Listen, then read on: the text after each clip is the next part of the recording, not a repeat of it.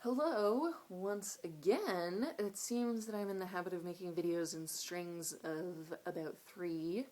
Anyways, I just wanted to add on something quick. I promise it'll be quick to what I said in my previous video about butch women's struggles with like transition or to not transition and the pressures that butches might face and the invisibility and just feelings of being down that they might face.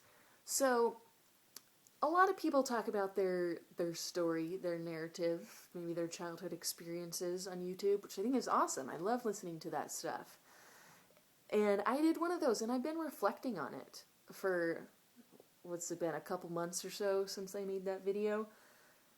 So, kind of comparing that with what I've heard trans guys say in their videos, and with what I have now heard some other butches say, and stuff that I've read, because I've been reading more books now by butch authors, as I mentioned, which has been awesome.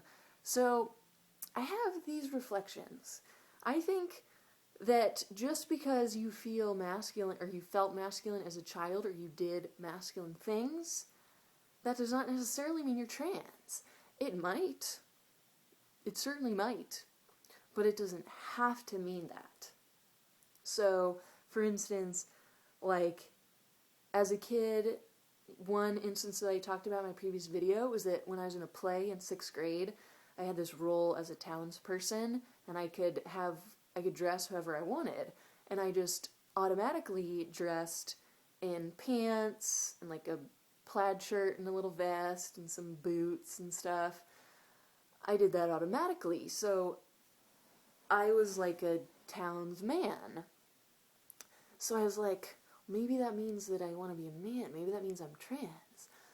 But I feel like, upon further reflection, that does not mean I'm trans necessarily, because, see, when you're a kid and you haven't been exposed to any of the queer community, you only have 2 options, man or woman. So if you feel masculine, of course you would be drawn to the man option. But the thing is, you've got to look at the other options that are available to you as you grow up and learn more, meet different people, and so forth. So at this point, as I've said, I feel like I am butch, and I'm really happy about that right now. I feel great. So looking back, I think that I went with the man option as a kid because that kind of approximated my gender best. But that didn't have anything to do with my body necessarily. Now, for some people, well, sure, they might have issues with their body, which trans guys do, and I understand that. But for me personally, I don't have that much of an issue with my body, so I feel like I'm happy being butch, and I can see how being masculine in childhood, that could be common for butches. So, don't make assumptions about yourself. Like, don't make assumptions. Think things through. Think about your body or whatever. Just don't make an assumption too quickly. That's all I'm saying.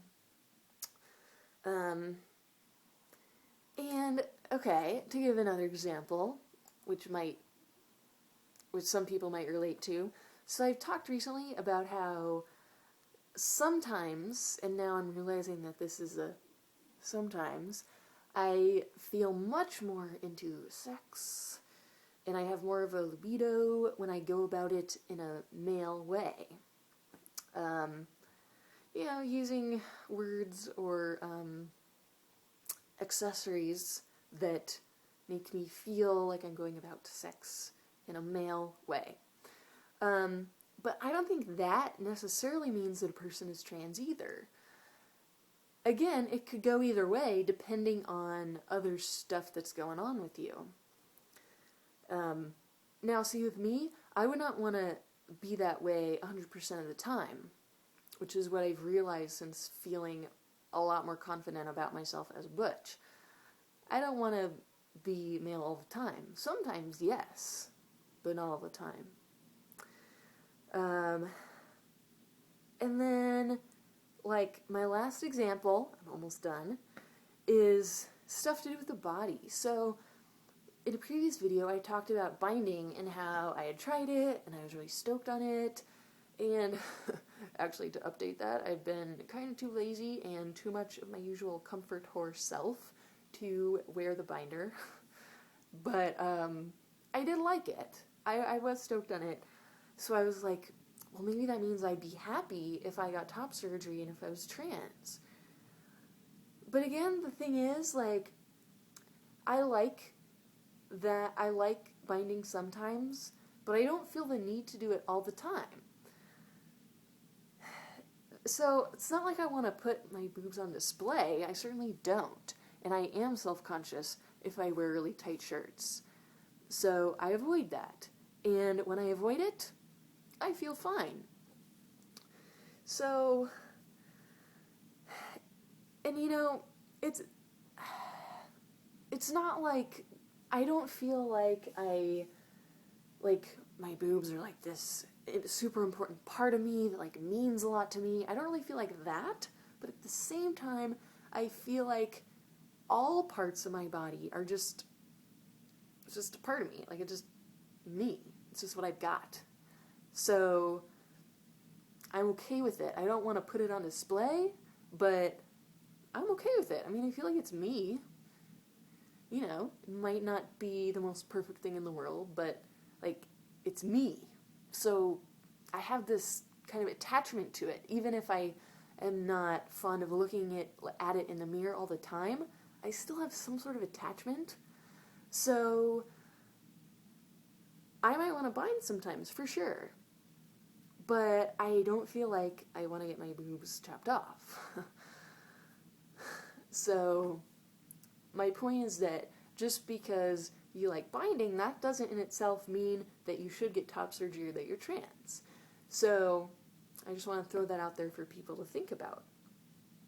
So of course, I know that there are trans guys who do really want top surgery. I understand that.